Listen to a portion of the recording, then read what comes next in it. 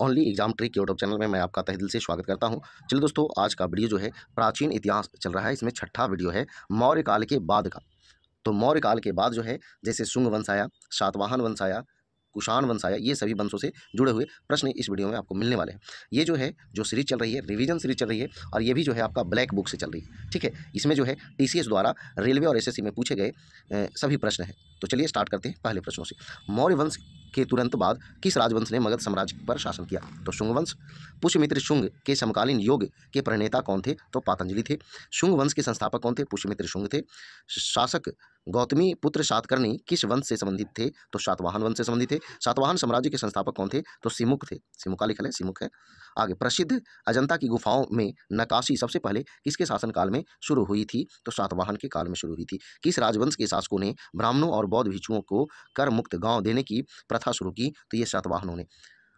या फिर इसी को ऐसे दे देता है कि ब्राह्मण, या फिर जो है किसने सर्वप्रथम जो है ब्राह्मणों को भूमि दान देने की प्रथा शुरू की? तो सातवाहन ने। सातवाहन अपने सिक्कों को मुख्य रूप से किसमें ढालते थे? तो शीशे और पोटीन के होते थे। सातवाहनों का महानतम शासक कौन था? तो गौतमी पुत्र सातकर्णी था। जूनागढ़ चट्टान शिलालेख किससे संबंधित है? तो ये रुद्रदामन से संबंधित है, रुद्रदामन। सेंट थॉमस किसके शासनकाल के दौरान ईसाई धर्म का प्रचार करने के लिए भारत आए थे? तो पार्थियन यानी गोंडो फर्निश के द्वारा के समय।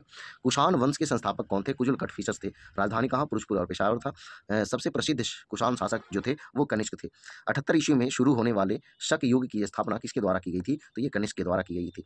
कनिष्क किस वर्ष में सिंहासन पर बैठा था? तो 78 ईस्वी में, इसी खुशी में चलाया था शक संवत। चरक किस राज दरबार के विख्यात चिकित्सक थे? तो कनिष्क के दरबार के थे। द्वितीय अशोक किसे कहा जाता है? तो कनिष्क को कहा जाता है। गंधार कला विद्यालय किसके शासनकाल में विकसित हुआ था? तो कनिष्क के शासनकाल में। भारतीयों के लिए महान रेशम मार्ग किसके द्वारा खोला गया था? तो कनिष्क के द्वारा खोला गया था। किस कुषाण शासक ने बौद्ध धर्म को संरक्षण दिया था? तो कनिष्क ने। आगे देखिए, कनिष्क की राजधानी कहाँ थी? तो पुरुषपुर या फिर पेशावर थी।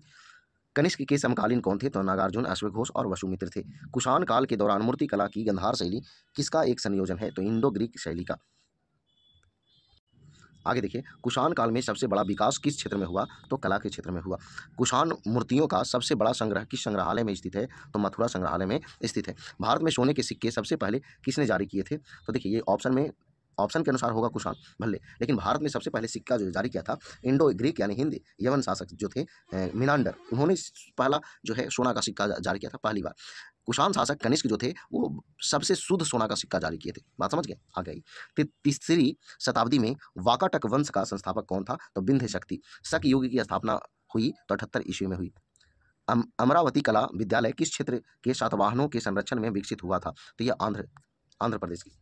किस शासक के लिए एक का ब्राह्मण प्रयुक्त हुआ है? तो गौतमी पुत्र सातकर्णी के लिए। पाल वंश के संस्थापक कौन थे? तो गोपाल थे। कनिष्क एक राजा थे, तो कुषाण वंश के राजा थे। किस वंश के? कुषाण वंश के।